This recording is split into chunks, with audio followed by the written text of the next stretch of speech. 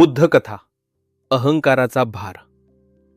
एकदा गौतम बुद्ध आपल्या शिष्यांसोबत एका शहरात आले होते. ते शहर खूप समृद्ध होतं. मोठे राजवाडे, मोठी बाजारपेठ आणि श्रीमंत लोक. पण त्या शहरात एक माणूस खूप प्रसिद्ध होता. तो होता एक मोठा पंडित. त्या पंडिताला आपल्या ज्ञानाचा खूप अभिमान होता. तो नेहमी म्हणायचा, माझ्यापेक्षा जास्त ज्ञानी कोणीच नाही.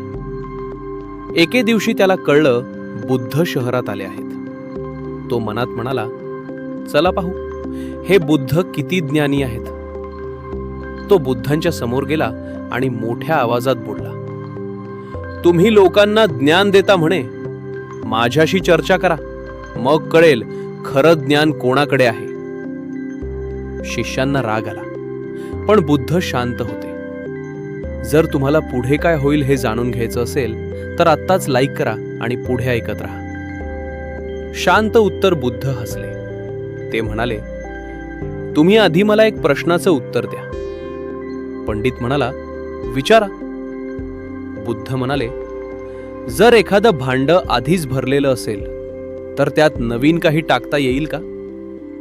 पंडित म्हणाला, नाही, ते ओसंडून वाहील. बुद्ध शांतपणे म्हणाले, तसंच तुमचं मन आहे.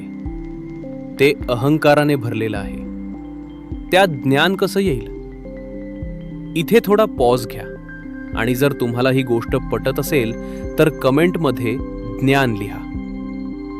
सत्याची जाणीव हे ऐकून पंडित थोडा शांत झाला.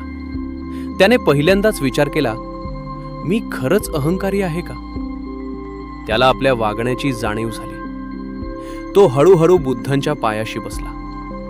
तो म्हणाला, मला माफ करा, मी शिकण्यासाठी आलो नव्हतो, मी जिंकण्यासाठी आलो होतो. बुद्ध म्हणाले, जो शिकायला तयार असतो तोच खरा ज्ञानी असतो. मित्रांनो, जर तुम्हाला अशा कथा आवडत असतील तर हा व्हिडिओ शेअर करा आणि चॅनलला सबस्क्राईब करा.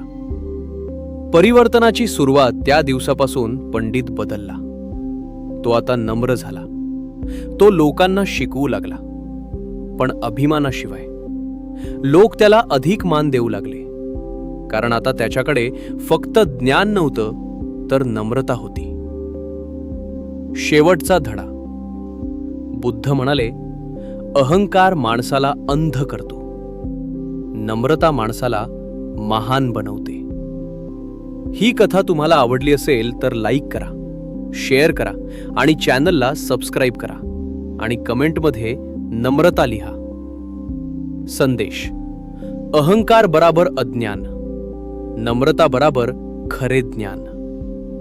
शिकण्याची तयारी ठेवा.